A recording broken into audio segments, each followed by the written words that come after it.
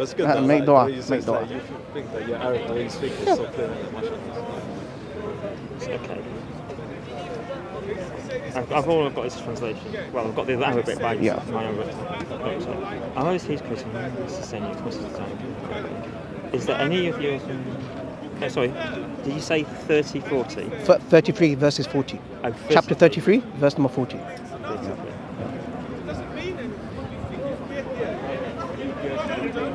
Because we accept that there were prophets and messengers sent to every nation, as Allah subhanahu wa ta'ala, He says in Surah Ra'ad, Surah 13, Ayah 7, وَلِكُلِّ قَوْمٍ هَادٍ. Could one of them have written the Bhagavad Gita? You know what? We don't know. Possibility.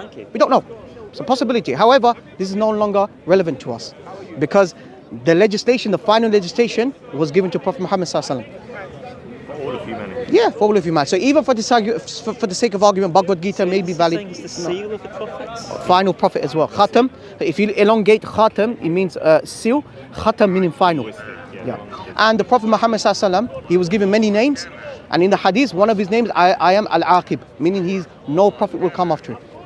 So he's saying this word for seal is final, or final, seal meaning seal, because No, sorry, because the difference between a Nabi and a Rasul, a difference between a prophet and a messenger, is a prophet meaning he renews the call, but he calls people to the same legislation that came before. So for example, we don't say Adam is a messenger because he did not come with a new legislation. Why? Because the oneness of God was pure. There was no shirk, there was no idolatry. Yeah. For example, Yahya, John the Baptist, was not a Rasul, he was a prophet. The evidence is, if you read in Surah Maryam, Allah says, Ya Yahya khudil kitaba biquwwa wa ataynahu al-hukma sabiyya. That, oh Yahya, hold firmly to the book. The book here refers to the Torah. We know that the Torah was not revealed to Yahya alayhi salam, it was revealed to Musa alayhi salam. So a Nabi means he renews the call, but he's calling people to the same legislation. Yeah. However, a Rasul meaning he renews the call, but with a new legislation. And we believe that Noah was the first messenger. So Adam was not the first messenger. Adam was the first prophet, but Noah was the first messenger. So not all prophets are messengers, but all messengers are prophets. So when Allah says in the Quran that Muhammad is the seal of the prophets, he's the final prophet, that means there's no question of another legislation, because he's the final prophet. Does that make sense? No, I haven't understood that. Okay, the difference between a prophet and a messenger is the prophet, he renews the call, yeah, he receives revelation, he renews the call, and he calls people to the same legislation. So for example, John the Baptist, he called his people to follow the Torah. But the Torah was revealed to Moses. Moses was a messenger of God. Yeah? John the Baptist, as recorded in the Bible, kind of mostly pointed to... No, I'm talking about from Islam. No, I'm talking about Islamic perspective. I'm talking about from an Islamic perspective, not from a Christian or Jewish perspective. Right, so I'm saying... You're saying that there's stuff about John the Baptist in... Well, we don't like to call John the Baptist, but he is referred to as Yahya. John is not the correct translation. Yohanan is the Arabic. Yahya is a different name, but it's referring to the same person.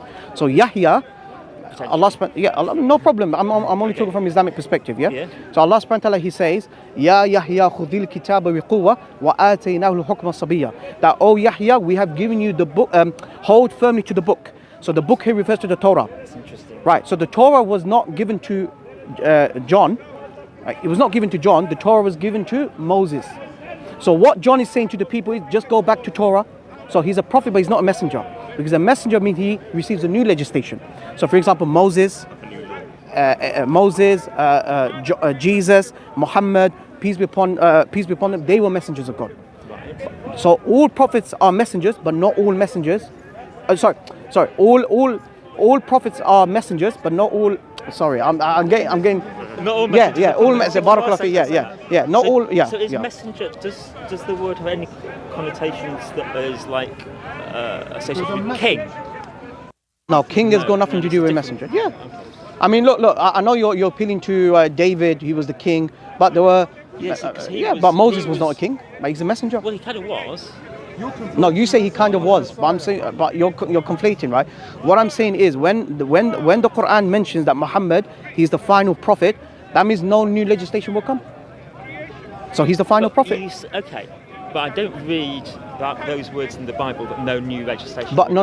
Again, in the Quran, what? No, I'm talking from Islamic perspective. I'm not talking about from Christian perspective. No. But I'm talking about from the. Are you a Christian?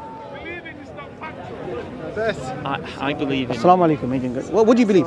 I'm a Muslim, obviously. What do you believe? In the perfection of the the Bible, King James Bible. King James Bible. Yeah. Okay. So you believe? So are you a Christian, or a Jew, or what are you?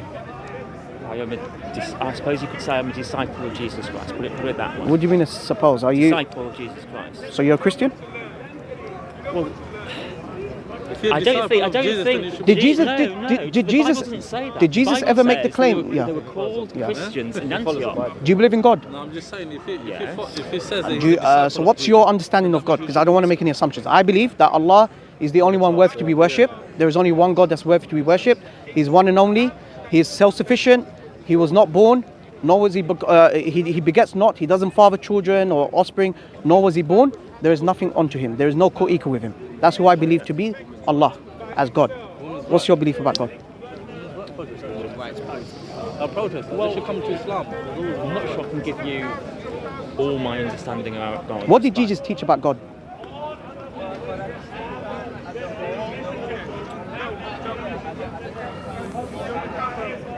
With God, all things are possible.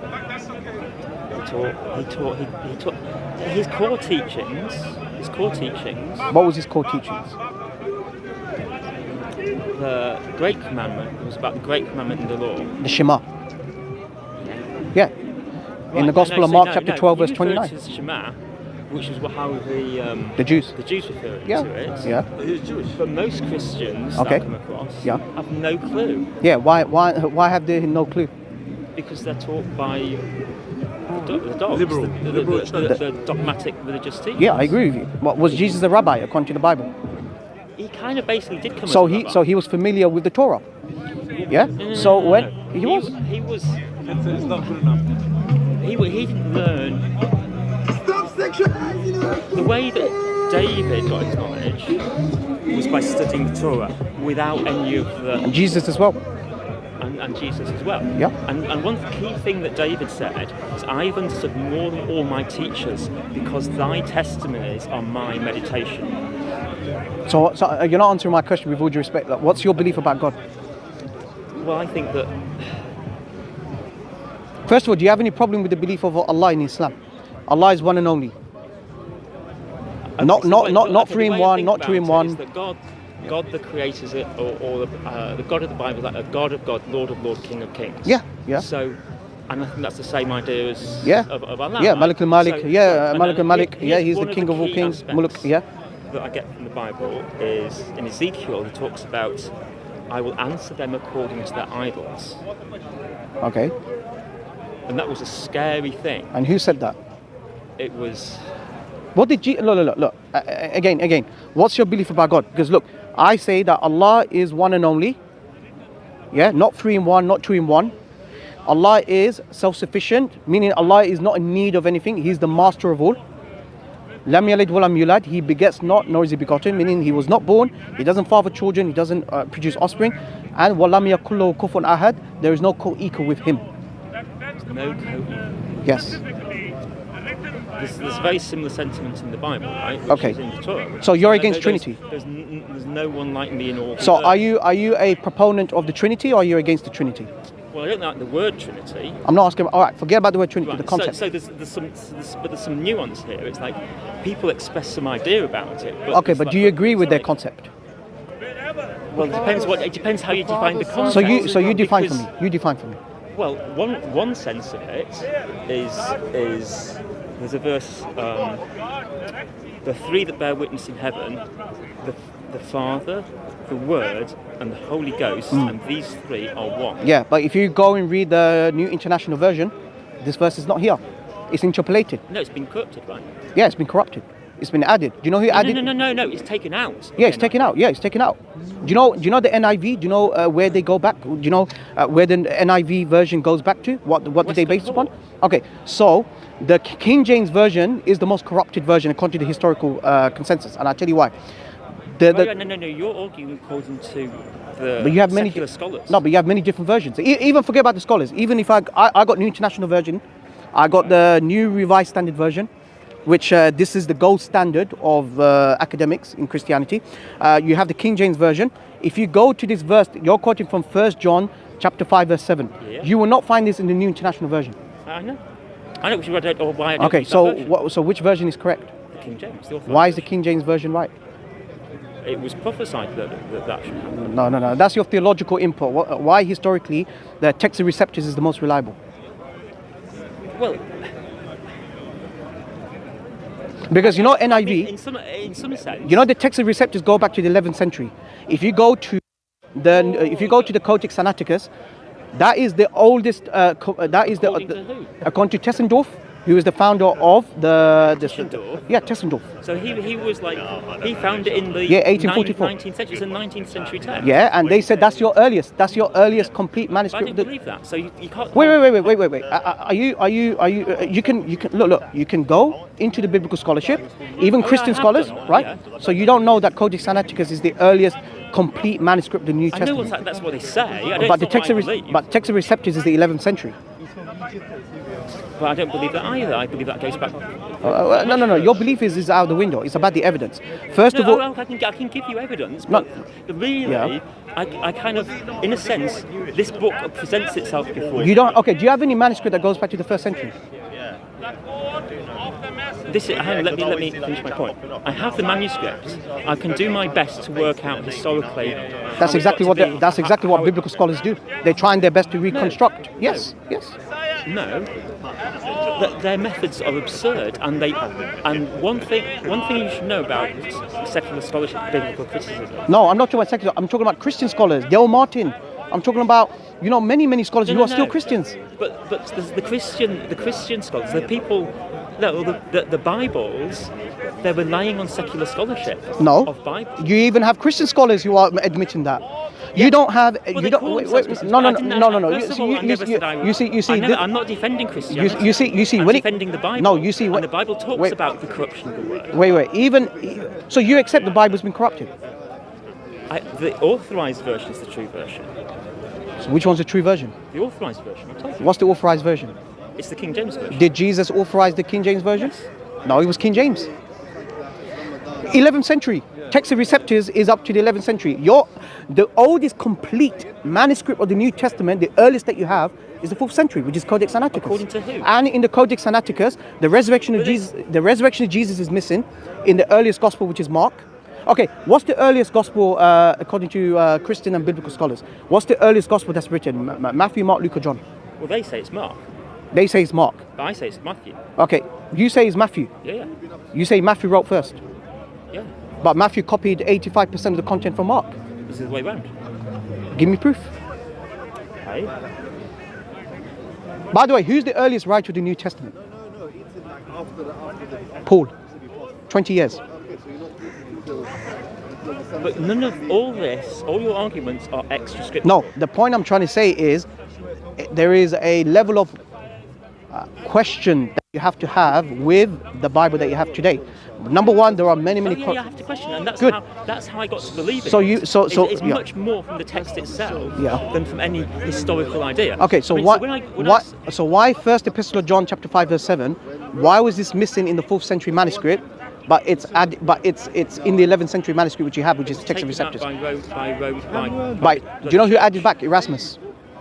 Erasmus wrote, you need to look into this because look, I've heard that story. because I look, don't know whether look, it's true. look, imagine we have something like the Quran, for example. The Quran was revealed 49 years ago. The thing is, and all of a sudden you have a different version of the Quran and that verse is missing. What would you say? I would say that Would you rely? There's a mathematical structure to the Quran, and if you take one verse out, it all falls down. Good. So that's exactly what's happening with the Bible. No, It's been taken out. Right, but that's why I trust in the King James, because of the mathematical beauty and structure of it. No. You misunderstood the point. The King James version is based on the text of receptors. That manuscript is 11th century, but you have earlier manuscript. Wait. Let me complete. You have earlier manuscript than that, which is the Codex Sinaiticus, which is the 4th century. So between that, how many centuries between 4th and 11th century? 500 years. Wait. You've asserted that it's 4th century. The scholars assert that also. Why is the First Epistle of John, chapter 5, verse 7? Why is this missing in the earliest manuscript? Because it's That means the King. So it's the other way around. It's the other way around. That means the King James version added it. Come on, logically makes sense. Look. The text is receptors. I'll give an example. Okay. Have you heard of the majority text? Sorry? The majority text. No. the majority text is like the way that the text used to work is that all the manuscripts agreed. There was you might occasionally find an error, but you can easily. I'm not talking about error. I'm talking about insertion and addition and subtraction. Because of course there are scribal errors. There's no problem with that. But what I'm asking you is why. Okay, for example, I wrote a book. I wrote a book in 2023. Okay, and I have a sentence that is missing in my later edition, my later version. Who took it away? Okay. Do you see? So wait. So similarly, your complete new manuscript, the New Testament, your earliest is the 4th century, not even in the 1st century. 4th century, 400 years after Jesus, right? Which is roughly 385. I'm not sure. That's the date that the historians are giving, right? In that Codex Sinaiticus, where the New International Version is based upon, that verse of 1st Epistle of John chapter 5 verse 7 is not there. So the King James Version, which is based on text of receptors, is in the 11th century. Now all the Christians. Hang on. I don't agree with your premises. This is the problem. Okay. You tell me saying why. that it's old. That's the argument that the Bible corruptors make. They're saying that this text that no one knew about before the 19th century is somehow very old. It actually strengthens my point, because everyone. So the King James Version is based on text of receptors, which is based upon the 11th century manuscript. Before wait, let me complete. Before the discovery of the Codex Sinaiticus, all Christians believed that 1st Epistle of John chapter 5 verse 7 was authentic. Absolutely. Until the discovery of the Codex Sinaiticus by Tessendorf in 1844. No. Okay. Listen. Until the discovery of the Codex Sinaiticus in the year 1844 by Tessendorf. And when they examine the manuscript, it goes back to the 4th century, which means it predates to the text of receptors. This verse is missing. So that means that's the argument. Wait. Let me complete. Therefore, it is the other way around. It is the text of receptors, whoever wrote it added that verse. But the old manuscript is not there. Okay. So it's actually the other way around. According to you and according it's to logic. Scholars. It's logic.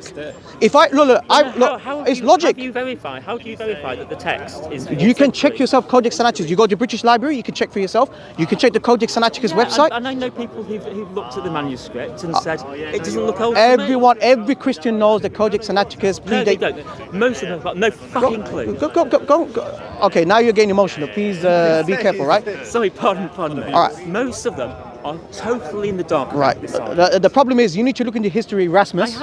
Erasmus actually removed this. I've heard all this history. Don't think that I've not. But that's heard your church father. But what I'm saying is that if you ask the scholars, you say that they can tell that it's 4th century by the style of writing, right? So text of receptors. Why is that more authentic?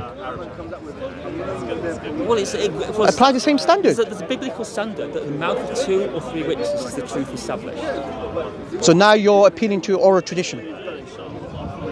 You have no oral tradition that's reliable.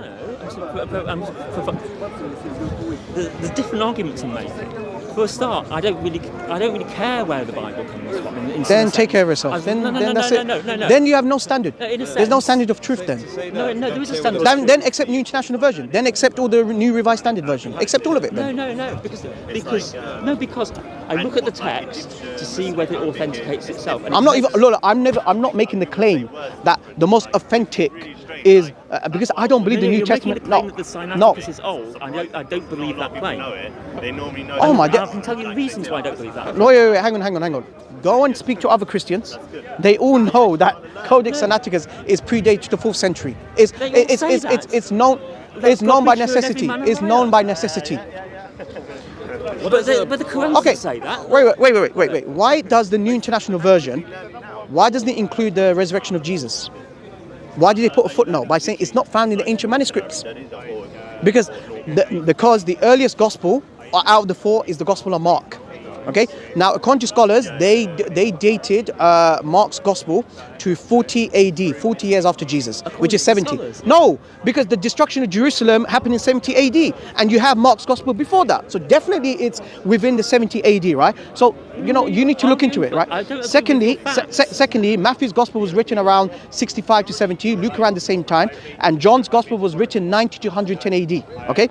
When you go back to the New International Version, they based upon the Codex Sinaiticus. In the Codex Sinaiticus, there is no resurrection of Jesus. Right. They say, if you read in Mark chapter 16, verse 8 onwards, this is all addition. It's missing in the Codex Sinaiticus, but it's found in Texts Receptus in the 11th century. Why? Why did the King James Version, why did they add? Well, I think that because it was in the majority text, which was preserved text. The majority text, look, the Christians are going by the King James Version for many years, Right. for many centuries, until the discovery Codex Sinaiticus. Now Christian scholarship has changed. Not everyone. It has changed. No, it has not changed. everyone. It's revolutionized. It's revolutionized. You know the discovery Codex Sinaiticus. Because they can make money out of it. That's why. Okay, then take care of yourself then.